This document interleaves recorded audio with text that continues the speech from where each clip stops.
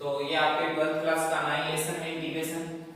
Integration ये inverse process है differentiation का। डिफरेंशिएशन जो आपने पढ़ा है उसका जस्ट इनवर्स प्रोसेस है। तो इंटीग्रेशन के फॉर्मूले हैं वो लगभग जो डिफरेंशिएशन में फॉर्मूले आते हैं उनके इनवर्स फॉर्मूले हैं, उनके अपोजिट फॉर्मूले हैं, और बाकी जो और हैं वो आपको सारे बता देंगे इंपॉर्टेंट रिजल्ट्स में। तो सबसे पहले अपन बात करें जो बेसिक फॉर्मूला आपने पढ़ा था कि d/dx x की पावर n, यानी इसका डिफरेंशिएशन अपन ने पढ़ लिया था, और इसका डिफरेंशिएशन होता है n x की पावर n माइनस 1, और इसमें कंडीशन थी कि n की वैल्यू कभी भी 0 नहीं हो, यानी n नॉट इक्वल टू 0, क्योंकि n की वैल्यू यदि 0 हो जाएगी तो फिर x की पावर 0 यानी 1, किसी की भी वेरिएबल की पावर हो से कांस्टेंट की पावर 0 आए तो उसकी वैल्यू 1 होती है। तो 1 का डिफरेंशिएशन आपने कांस्टेंट का डिफरेंशिएशन आपने पढ़ा था कि 0 होता है, तो ये n की वैल्यू आपको 0 नहीं लेनी थी। अब इसका अपन इंटीग्रेटिंग फार्मूला देखें, इंटीग्रेशन में क्या बोलेगा ये फार्मूला। देखो ये डिफरेंशिएशन के लिए क्या बोलता है, कोई भी फार्मूला है उसको अपन जब तक समझेंगे तब अच्छा रहेगा बजाय रटने के। रटने से चीज क्या है भूल जाते हैं बार बार, तो इसको समझो। देखो ये फॉर्मूले होते हैं, ये अपने आप में एक बात करते हैं। ये फॉर्मूला बोल रहा है, क्या बोल रहा है कि d/dx x की पावर n, यानी x की पावर n का डिफरेंशिएशन करना है तो क्या करना है, उस पावर को मल्टीप्लाई करना है और उसकी पावर में से -1 करना है, यानी पावर को एक कम करना है।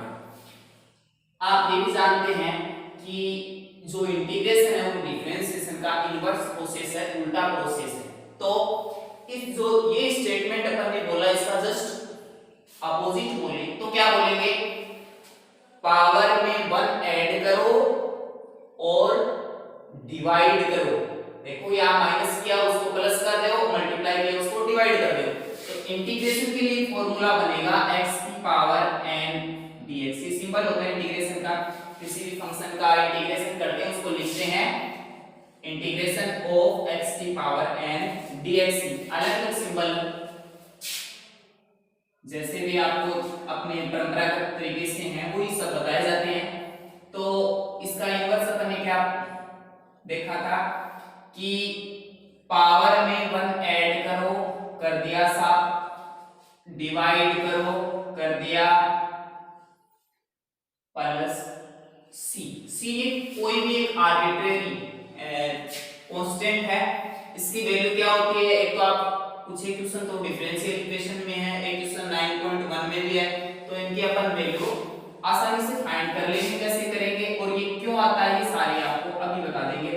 इसमें n की वैल्यू के लिए कंडीशन है कि n की वैल्यू है वो कभी भी -1 नहीं होनी चाहिए, क्योंकि n की वैल्यू इसमें -1 करेंगे, मान लीजिए कर दिया आपने x की पावर -1, तो इसका मतलब होता है कि 1/x, और 1/x का इंटीग्रेशन होता है log x से, क्योंकि log x का डिफरेंशिएशन अपन जानते हैं कि 1/x होता है, तो वो चीज अपने को याद रखनी है। बाकी ऐसा कोई भी आपको फंक्शन नहीं मिलेगा जिसमें पावर ये आ जाएगी। अब देखिए ये जस्ट फॉर्मूला था, आपको डिफरेंशिएशन का अच्छी तरह याद है तो इंटीग्रेशन का याद हो जाएगा। एक बात ये आती है यहाँ पर कि ये प्लस का कांस्टेंट क्यों लगाया है, ये इसलिए लगाया है। फॉर एग्जांपल जैसे मान लीजिए कोई आपका फंक्शन है x² + 2, ये फंक्शन है, इस फंक्शन का आपको डिफरेंशिएशन करना है। चलो करेंगे कि f(x) डिफरेंशिएट हो गया, इसका डिफरेंशिएशन होगा 2x और 2 का डिफरेंशिएशन 0। ठीक है, अपन एक बात और पढ़ रहे हैं यहाँ पर कि जो इंटीग्रेशन है वो डिफरेंशिएशन का इनवर्स प्रोसेस है, उल्टा प्रोसेस है। तो इस 2x का आप इंटीग्रेशन करो तो वापस यही फंक्शन आना चाहिए, इसका मतलब ये हुआ। तो क्या करेंगे, इंटीग्रेशन करेंगे, या नहीं आता है? तो integration of 2x dx, 2x की पावर यहां पर क्या है 1, तो 1 plus 1 upon 1 plus 1 plus c, 2x की पावर 2 अपॉन 2 प्लस c, और 2 से 2 कैंसिल कर दिया, x स्क्वायर प्लस c, यानी आपका फंक्शन आ गया x स्क्वायर प्लस c। अब देखो ये c तो आ गया लेकिन 2 नहीं आया, तो इसके लिए आपको कोई भी कंडीशन मिलेगी तो ये आ जाएगा, इसलिए ये c कांस्टेंट के रूप में प्लस के रूप में इंटीग्रेशन करते हैं तब लगाते हैं कि पता नहीं इसमें कांस्टेंट टर्म क्या थी, और जब भी वो आपको फाइंड करनी है तो उसके लिए आपको हमेशा कंडीशन मिलेगी, उस कंडीशन के अकॉर्डिंग आप फाइंड कर सकते हो। इसके बाद में अपन ने जो डिफरेंशिएशन के फॉर्मूले पढ़े थे, सेकंड में मैं बताऊं आपको कि a की पावर x d/dx, इसका आपने डिफरेंशिएशन देखा था a की power x into log x, तो इसका इंटीग्रेशन फॉर्मूला a की पावर x dx, a की power x upon log a, ये भी a की पावर x log a होता है और ये भी log a, प्लस आ जाएगा यहाँ पर c, फिर d/dx e की पावर x, e की पावर x का डिफरेंशिएशन e की पावर x होता है आप जानते हैं, इसका इंटीग्रेशन करेंगे तो e की पावर x dx e की power x plus c, e की पावर एक ऐसी चीज है जिसका डिफरेंशिएशन करो चाहे इंटीग्रेशन करो वो हमेशा e की पावर x ही रहता है। फिर इसमें d/dx log x, इस log का बेस e है, तो ये डिफरेंशिएशन आपने पढ़ा था 1/x होता है, तो इंटीग्रेशन 1/x dx, ये log x प्लस c, ये बात यहाँ क्लियर हो जाती है कि x की पावर -1 आए तो 1/x बनता है जिसका इंटीग्रेशन log x होता है, इसलिए यहाँ पावर n की वैल्यू यानी पावर -1 नहीं लेते। इसके बाद में अपन ने ट्रिग्नोमेट्रिक फॉर्मूले देखे थे, उन पर बात कर लेते हैं। d/dx sin x, साइन का डिफरेंशिएशन होता है cos x, integration of cos x dx, ये पूरा सिंबल है, तो cos x का इंटीग्रेशन क्या होगा sin x,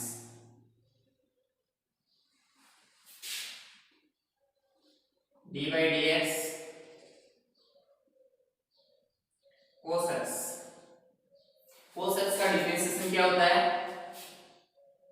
minus sin x, तो sin x का differentiation integration minus cos x plus c, या ये भी लिख सकते हो आप कि माइनस sin x का इंटीग्रेशन cos x है, एक ही बात है, ये माइनस को इधर लगा दिया कि sin x का इंटीग्रेशन माइनस cos x होता है, या अपन ये भी लिख सकते हैं आपके बुक में ये लिखा हुआ है कि माइनस sin x का इंटीग्रेशन cos x होता है, दोनों ही बात ठीक है, ये लिख दे तो भी सही है, वो लिख दे तो भी सही है। d/dx फिर आता है tan x,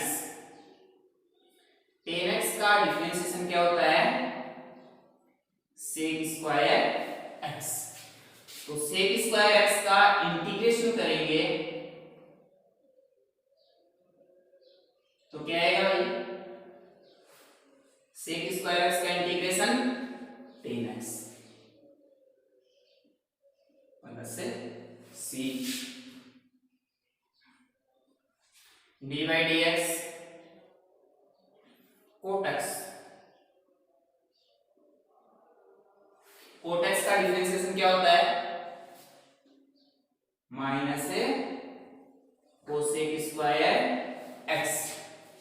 का डिफरेंशिएशन, तो इसका इंटीग्रेशन होगा कोसेक स्क्वायर एक्स dx, इसका इंटीग्रेशन हो जाएगा माइनस कोट एक्स प्लस सी। और ये आपकी बुक में ऐसे दिया है कि integration of minus cosec square x dx equal to cot x plus सी। वो बात भी यही है और ये बात भी वही है, दोनों एक ही बात है। D by d x cot के बाद में आता सेक, सेक एक्स का डिफरेंशिएशन बोलो, सेक एक्स टेन एक्स, क्या टेन एक्स सेक एक्स की बात है, मल्टीप्लाई में दोनों, तो इसके लिए इंटीग्रेशन फॉर्मूला होगा sec x tan x dx, यानी सेक एक्स टेन एक्स का इंटीग्रेशन आपको करना है तो वो क्या होगा सेक एक्स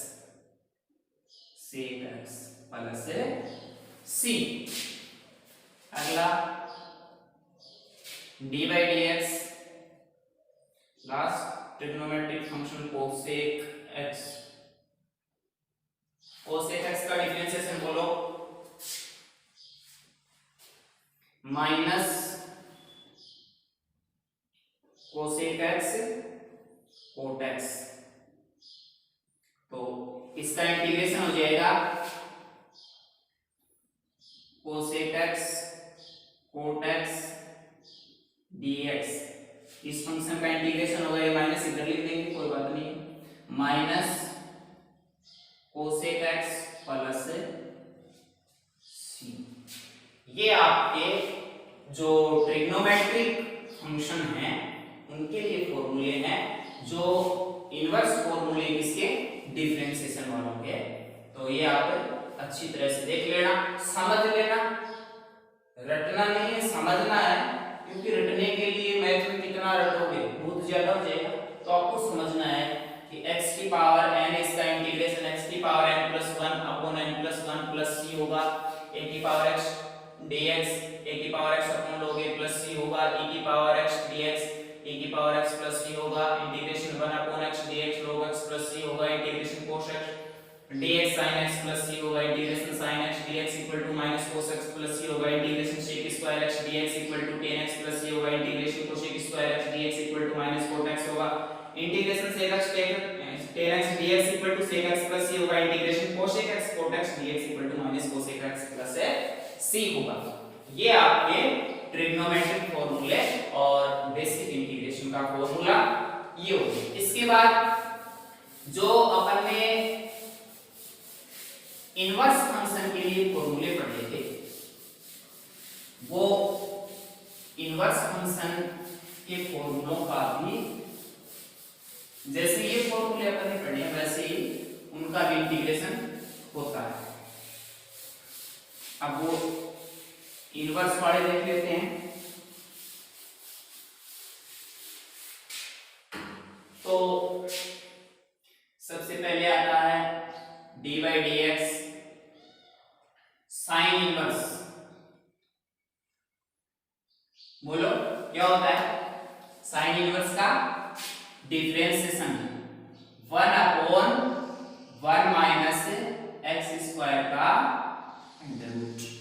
और इनके लिए भी कंडीशन लिख देते हैं, नहीं भी लिखते हैं कई बार, क्योंकि आपको पता है कि जो x की वैल्यू है वो हमेशा लेस देन 1 होनी चाहिए।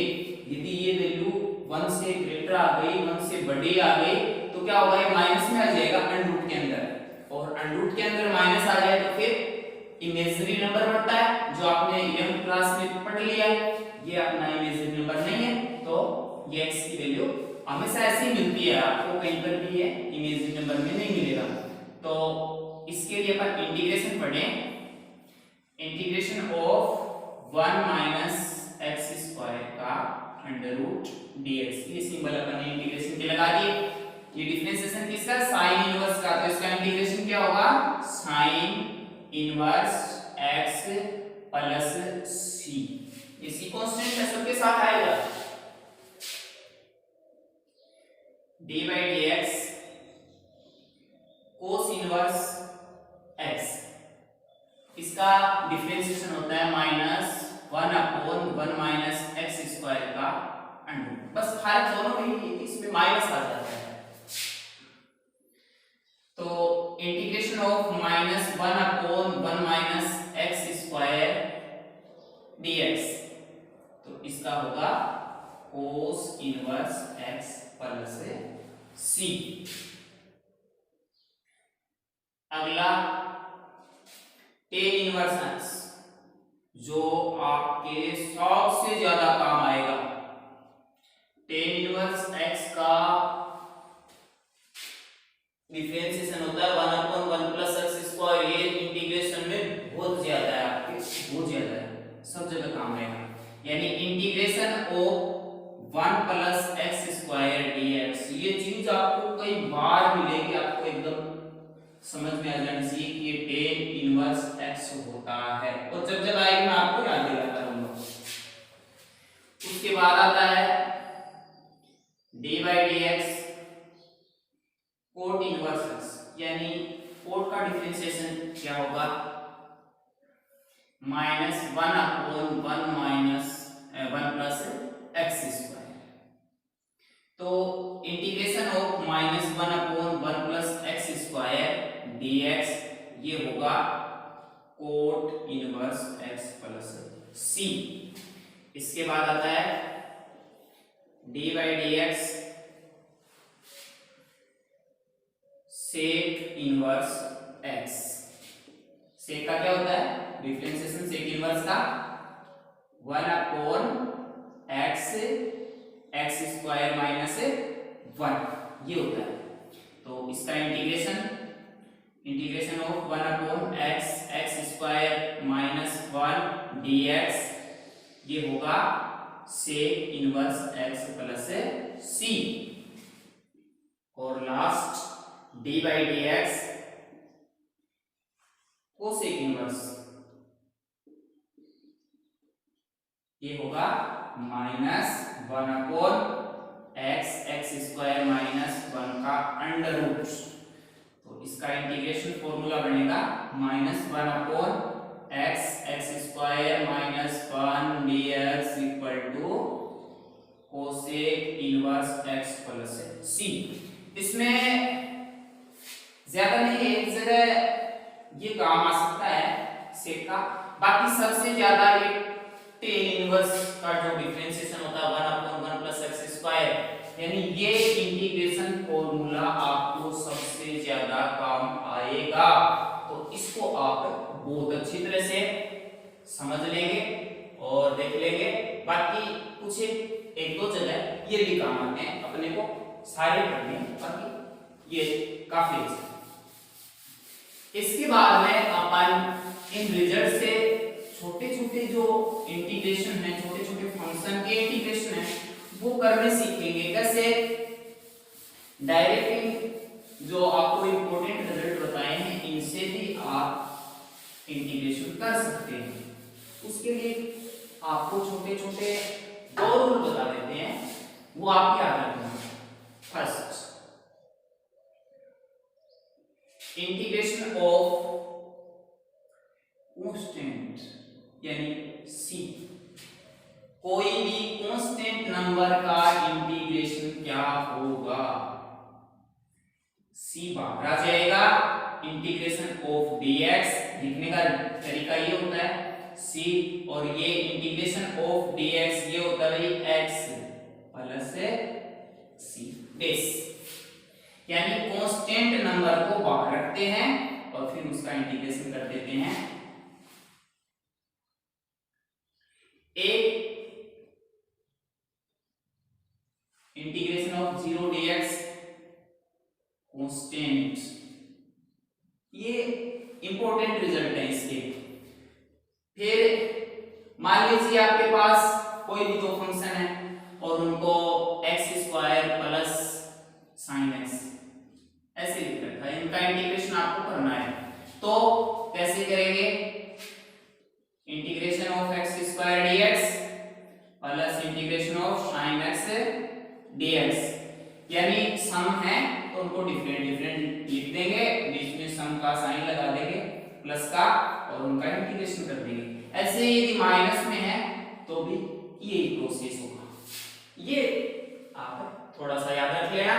फिर मल्टीप्लाई में है और कैसे हैं उनके अपने आगे मेथड है आगे के एक्सरसाइज में। एक बात आपको ये समझनी पड़ेगी कि कोई भी फंक्शन आप अपने मन से लिखो, कोई भी फंक्शन चाहे वो ट्रिग्नोमेट्री का हो, चाहे वो अलजेब्रा का हो, चाहे कैसा भी हो, उसका डिफरेंशिएशन आप कर सकते हो, लेकिन हर फंक्शन का इंटीग्रेशन नहीं होता है। इसको आप ऐसे भी समझ सकते हो जैसे जितनी भी संधि होती है उसमें समास होते हैं, लेकिन हर समास की संधि हो ये पक्की नहीं है।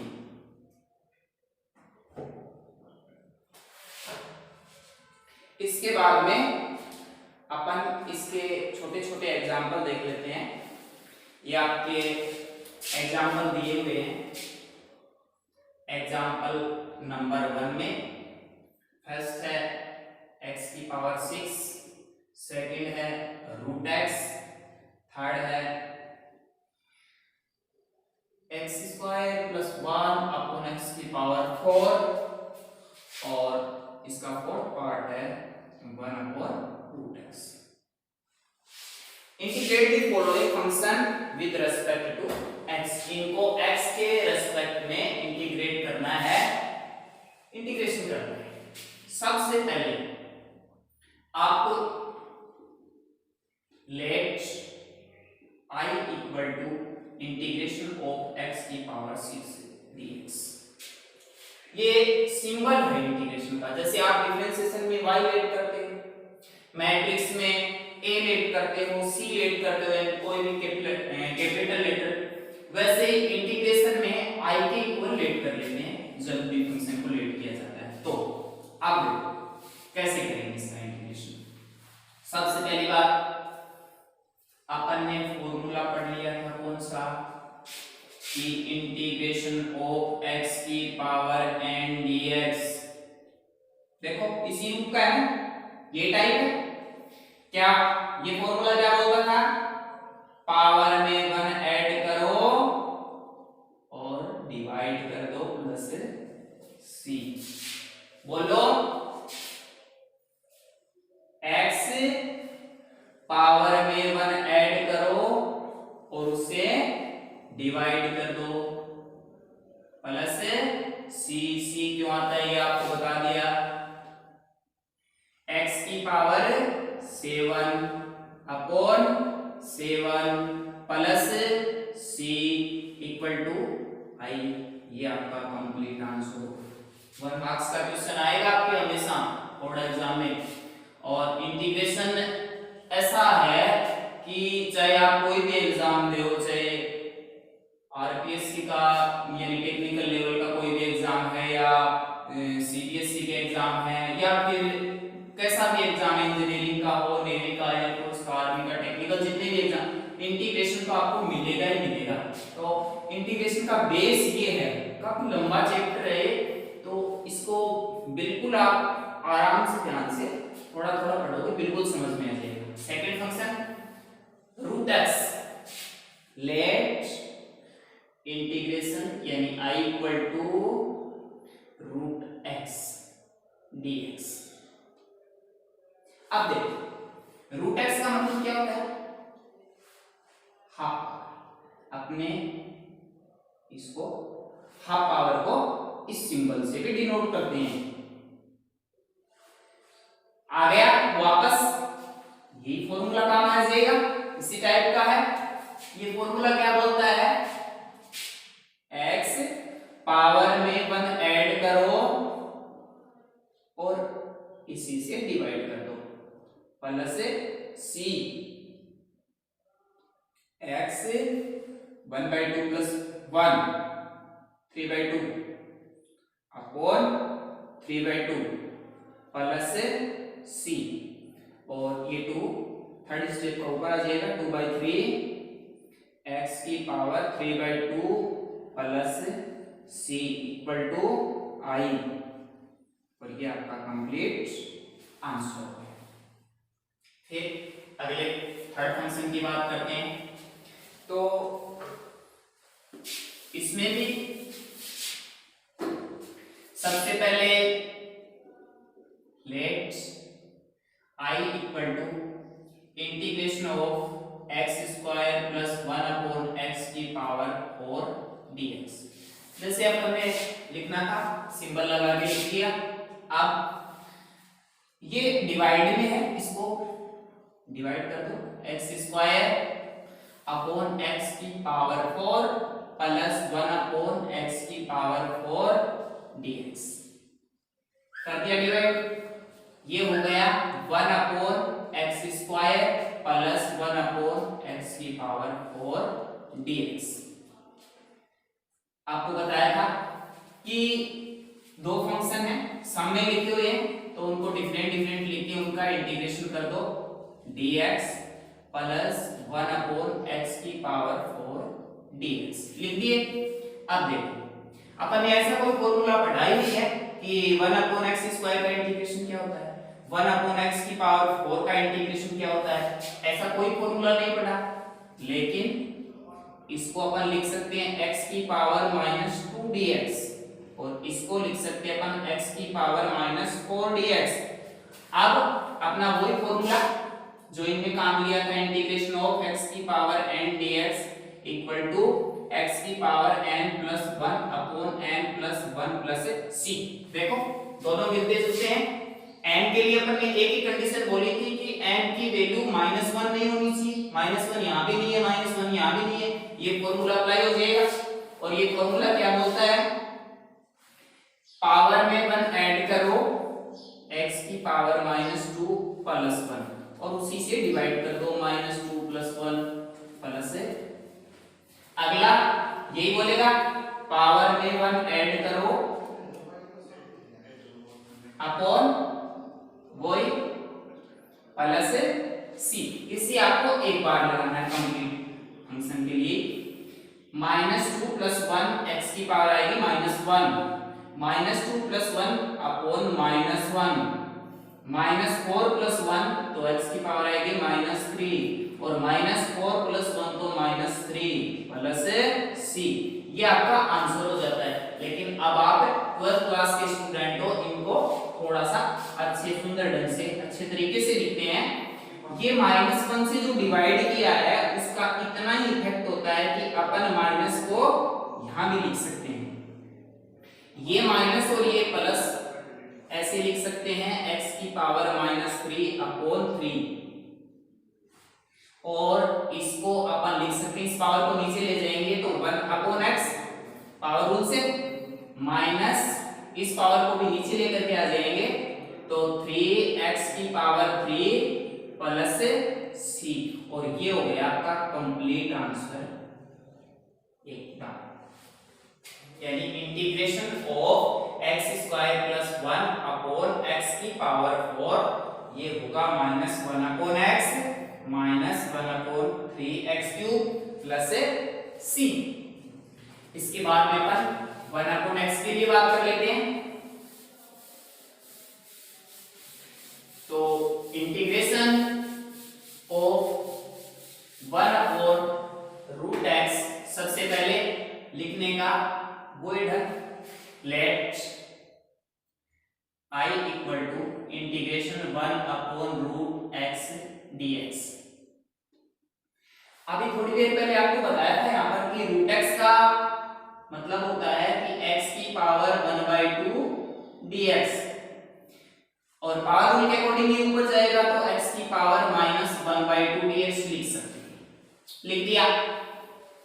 देखो एक जैसे हैं दोनों, यानी x की पावर कांस्टेंट है, वही रूल लग जाएगा, वो फॉर्मूला काम में ले लेंगे। क्या बोलता है, पावर में 1 ऐड करो डिवाइड कर दो उसी पावर से प्लस c x 1 ऐड किया तो क्या आएगा 1/2, ये भी 1/2 प्लस c, ये 2/3 स्टेप का ऊपर आ जाएगा। x की पावर 1/2 को चाहो आप 1/2 लिख सकते हो, चाहो आप √x भी लिख सकते हो, दोनों ही सही है। इसको ये भी लिख सकते हो प्लस c। इक्वल टू आई। ये आपका कंप्लीट आंसर हो। ये थोड़ी सी बात और बता देता हूं, ये है 2√x। कई बार क्या होता है ऐसे लिखा हुआ मिल जाए, मान लिया है इसमें क्वेश्चन, तभी मैं आपको बता रहा हूं। अब ये 2√x नहीं है, इस 2 में और इस 2 में बहुत फर्क है। ये देखो इसके बाहर लिखा हुआ है, जो सिंबल बना है इसके बाहर लिखा हुआ है, ये सिंबल के अंदर है। इसका मतलब क्या है, इसका मतलब है x की पावर इसमें 3 ले लो तो 2 तो ये होता है, इसका मतलब होता है x की पावर 1/3। यहां जो भी पावर होती है वो उसके अपोन में चली जाती है। और ये पहले लिखते इसको भी यही थे और इसका मतलब भी यही होता है कि x की पावर 1/2। लेकिन बाद में क्या हुआ कि सबसे ज्यादा काम आने वाला ये है, यानी रूट में ही काम आता है। ये 1/3 पावर 1/4 पावर ये कम काम आती, तो फिर अपन ने इसको यहां से हटा दिया। जो मैथमेटिशियन थे, गणितज्ञ, उन्होंने ये सीधा समझने लग गए कि √x को 1/2 कहते हैं और उस 2 को यहां से हटा दिया। तो ये आपका एग्जांपल 1 कंप्लीट हो गया है। अब इसके बाद में एग्जांपल 2 ले लेते हैं। आपको ये जो बेसिक फॉर्मूले बताए गए हैं, ये आप बेसिक फॉर्मूले बार बार समझेंगे, देखते रहेंगे तो ये आपको बिल्कुल आसानी से समझ में आ जाएंगे। और एक बात आपको याद रखनी है, इंटीग्रेशन हो या डिफरेंशिएशन हो या ट्रिग्नोमेट्री, इसमें विदाउट फॉर्मूले कोई काम नहीं कर सकते। तो 11th क्लास के भी जो फॉर्मूले हैं वो आप बार बार देखते रहोगे, और जो 12th क्लास में जैसे जैसे आपके फॉर्मूले आते जाते हैं उनको आप देखते रहोगे, समझते रहोगे, तो आपको याद रहेंगे। और ट्रिग्नोमेट्री का यही है कि जितना आप उसको देखोगे उतने ही आपको याद रहेंगे। अब ये आपका एग्जांपल नंबर 2 आया है। सबसे पहले सॉल्यूशन में आपको वही करना है, let I equal to integration ax² plus bx plus c upon x dx। जो फंक्शन आपको दिया है एज इट इज I के इक्वल लेट कर लेंगे इंटीग्रेशन dx। ये x डिवाइड में है, इनके तीनों के डिवाइड में लिख दो, ax² upon x, bx upon x और c अपॉन x और dx। अब आपको बताया था कि जब भी सम में कोई भी फंक्शन है प्लस के रूप में लिखे हैं तो उनका डिफरेंशिएशन अलग अलग, इंटीग्रेशन अलग अलग कर देंगे। ax² upon x dx, bx upon x dx और c अपॉन x dx लिख दिए। अब ध्यान दें, शुरू में आपको बताया था कि जो भी कांस्टेंट होता है उसको इंटीग्रेशन के बाहर लिखते हैं। कांस्टेंट को हमेशा इंटीग्रेशन के बाहर लिखते हैं। तो ये कांस्टेंट है a को बाहर लिख दिया, इंटीग्रेशन ऑफ ये पावर 1 ये पावर 2, 1 पावर कैंसिल हुई, क्या बचेगा x dx। यानी इंटीग्रेशन में सिर्फ आप वेरिएबल को ही रखोगे, कांस्टेंट है जो वेरिएबल नहीं है उसको आप बाहर लिखोगे, ऐसी परंपरा है लिखने की। या b कांस्टेंट है, b को लिख दिया, इंटीग्रेशन ऑफ x से x कैंसिल हुआ, क्या बचा bx प्लस, या c कांस्टेंट है, c को बाहर लिख दिया, क्या बचा 1 अपॉन x dx। ये आ गए अपने इंटीग्रेशन के फॉर्म में सबसे पहले। अब यहां देखो x की पावर क्या है 1, 1 पावर तो हम लिखते नहीं है 1, ठीक है। ये आपको बताया था क्या होगा, integration of dx x plus c, और ये भी आपको बताया था integration of 1 upon x dx क्या होगा log x प्लस c। ये फॉर्मूले आपको बताए थे, और जब भी आप सोल्व करो फॉर्मूले एक बार लिख लिया करो, इससे आपको बहुत फायदा होगा। साथ साथ फॉर्मूले आपको याद रहेंगे और अच्छा भी लगता है, फॉर्मूला लिखा हुआ मिलता है तो कि आपको बिल्कुल याद है। Integration of dx x plus c integration of 1/x dx equal to log x plus c। ये तीनों चीज यहाँ पर आप काम में ले लो, तीनों आपको बताए हुए हैं बिल्कुल आसानी से। इसकी पावर 1 क्या बोलेगा, 1 ऐड करो और उसी से डिवाइड कर दो। b dx का integration x plus c 1/x का log x। अब देखो ये c आ गया पहले, अब यहाँ आप c डैश ले लो या और कुछ k ले लो, कुछ भी ले सकते हो कांस्टेंट में। सिर्फ आपको एक ही कांस्टेंट लगाना है, ये नहीं कि यहाँ भी कांस्टेंट लगा दिया यहाँ भी लगा दिया, नहीं, एक जगह सिर्फ एक जगह कांस्टेंट लगाना है और वो आप c डैश लगा रहे हो, कोई दिक्कत नहीं है। तो आपका फाइनल रिजल्ट हो जाएगा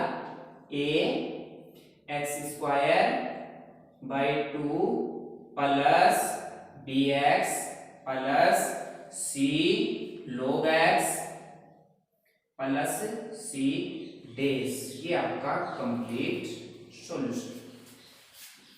इसके बाद में अपन थर्ड एग्जांपल की बात करते हैं। जितने भी एग्जांपल हैं आपके 12th में वो खूब आते हैं एग्जाम में, तो अपने को एग्जांपल भी सोल्व करने हैं, सारे क्वेश्चन भी सोल्व करने हैं, और फिर भी आपको समय मिल जाए तो उसके अलावा रेफरेंस बुक से भी आप देख सकते हैं। एग्जांपल नंबर 3 आपको इंटीग्रेट करना है sin² x upon 1 plus cos x dx को, यानी ये ट्रिग्नोमेट्री का फंक्शन आया है। सॉल्यूशन के लिए वही system, let I equal to integration of sin² x 1 plus cos x dx लिख दिया सिंबल लगा के। अब देखो 10th में भी आपने खूब पढ़ा है, 11th में भी खूब पढ़ा है कि sin² x plus cos² x या theta, sin² theta plus cos² theta equal to 1, ये फॉर्मूला पढ़ा आपने। और यहां से फिर आपने यूज किया होगा कि sin² को अपन ये भी लिख सकते हैं 1 माइनस cos² x। पिछली क्लास में जितने भी ट्रिग्नोमेट्री थी वो फॉर्मूले आपको याद है, बिल्कुल अच्छी बात है। नहीं याद है आप देख लेना, उनको थोड़े याद कर लेना एक बार, फिर याद आ जाएंगे। यानी अपन sin² को लिख सकते हैं 1 माइनस cos², 1 माइनस cos² लिख दिया, अपॉन में 1 प्लस cos x dx। ठीक है साहब।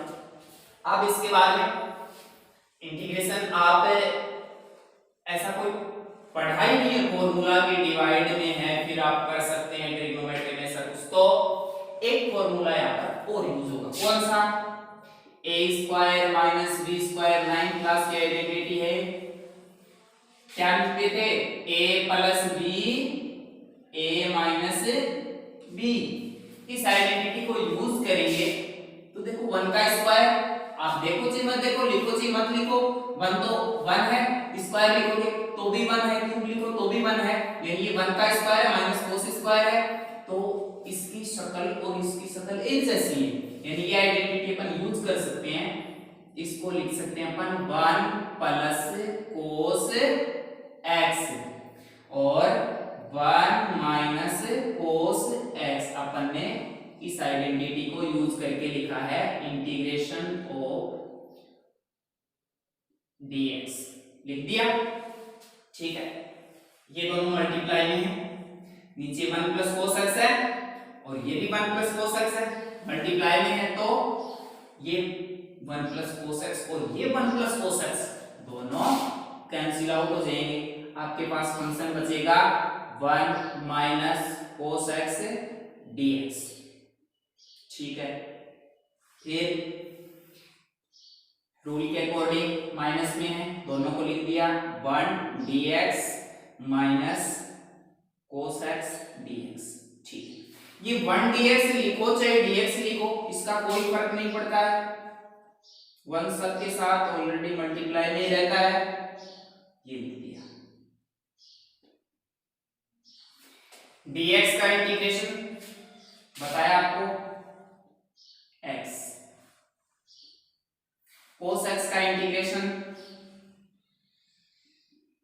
sin x, या इसको आप माइनस cos x का इंटीग्रेशन देखो कैसे भी, plus c equal to i। ये आपका आंसर हो गया, यानी एग्जांपल नंबर 3 का। इसके बाद एग्जांपल जो भी बचे हुए हैं वो आपको अगली वीडियो में बता देंगे। तब तक ये फॉर्मूले बिल्कुल आप अच्छी तरह से देखोगे, समझोगे, आपको बहुत काम आएंगे। यानी 9 के बाद में 10, 11 और 12 इंटीग्रेशन, एप्लीकेशन ऑफ इंटीग्रेशन, और फिर डेफिनेट इंटीग्रेशन और डिफरेंशियल इक्वेशन, इन सब का बेसिक ये 9 लेसन है। और 9 लेसन आप अच्छी तरह से तैयार करते हो तो 10, 11 और 12 के तीनों लेसन में आपको कोई समस्या नहीं आएगी। और 9 लेसन शुरू यहाँ से होता है, यानी यहाँ से आपका बेस बनना शुरू हो गया। यदि आप यहीं से इसको अच्छी तरह से तैयार करने की कोशिश करोगे तो आपका बहुत अच्छा